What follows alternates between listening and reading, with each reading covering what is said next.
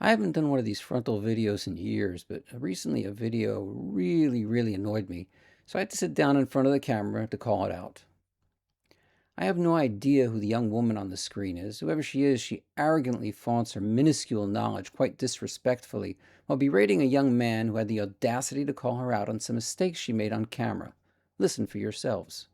You know what they say, if you repeat a lie loud enough and long enough, people might start to believe it. Good thing I'm not going to let that cycle continue. Let's get started. First and foremost, I have Psalm 22 right here from the actual text, from the manuscript pulled up. And it is not a Christian text. Let's look.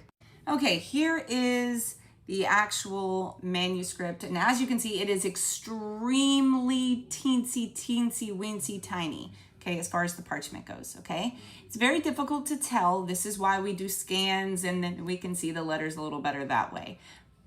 But it's definitely not a Christian text, as we stated in the video, although the video doesn't go on to show that part, of course.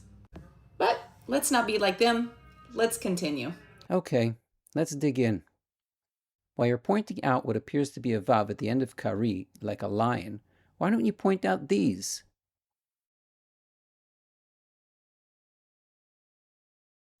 And what about these from the hand of the same scribe? The elongated yud is standard scribal practice, which you, as a Dead Sea scholar, should know. If you are not privy to that, then I think you should probably not talk about the Dead Sea Scrolls. She says to be respectful, but look how she addresses the young man who made the video pointing out some mistakes of hers. Good thing I'm not going to let that cycle continue. Is that how you respect people, young lady? Then there's this. But let's continue because you made a massive blunder. Except there's an aleph. An entire aleph, the most recognizable letter, that has to be totally erased in order for this reading to make sense. It's very simple.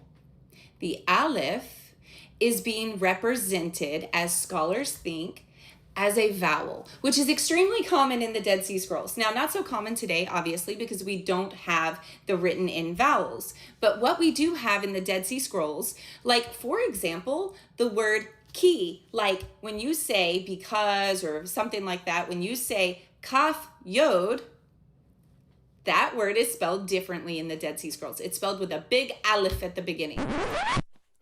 Oh, a big aleph at the beginning? Really? Here's an example.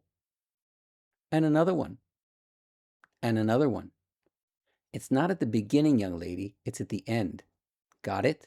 The beginning is where the word begins. The end is where the word ends.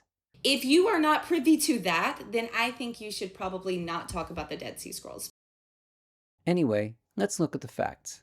You see, young lady, the extra aleph is pretty common in the Dead Sea Scrolls, but not in the biblical texts, even of the biblical texts of the Dead Sea Scrolls. And you know what else? The extra aleph is a Qumranic scribal tradition, and the fragment you showed on the screen is 5-6 HEV PSA. HEV stands for Nachal Chever in the Judean desert, and has absolutely no connection with the Qumran community. If you are not privy to that, then I think you should probably not talk about the Dead Sea Scrolls. Let's move on. That there is variant spellings in the Dead Sea Scrolls, which is much different than the way Israelis spell today, obviously, and much different than the way the Masoretic text, which, by the way, came after the Dead Sea Scrolls. Technically, yes, the Masoretic text did come after the Dead Sea Scrolls, but you know what?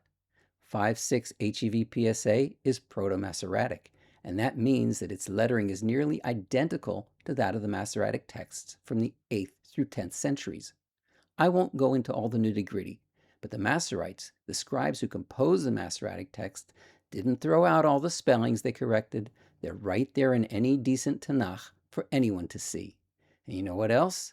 The Masoretic corrections don't appear in any of the scrolls that any Jew used in any synagogue anywhere in the world ever. Because if someone would have tried to make those corrections, they would have rendered the scroll invalid. Well, how about that? If you are not privy to that, then I think you should probably not talk about the Dead Sea Scrolls. Then there's this. If you're unaware of that, you making a video saying that there is a problem, that there is an aleph in this word, which is very, very clearly representing a vowel. No, it is not representing a vowel. There's no need for it to represent a vowel.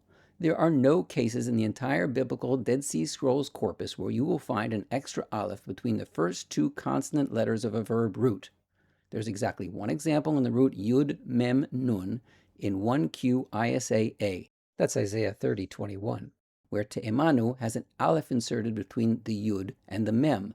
But Yud is a vowel letter, and the aleph is also in the Masoretic text. There the Yud from the beginning dropped out. Okay, let's listen to some more of this. And the aleph is not a problem so long as you know that there are different ways of spelling. No, there are no different ways of spellings of verb roots in biblical texts, even in Qumran. Listen to this next doozy. It's no different than how we spell color in America without a U, and across the pond, they spell it with a U. Is she actually comparing English spelling to biblical spelling? Sure, there are differences, but this is not one of them. There are no similar cases of extra alephs like this anywhere in the biblical texts.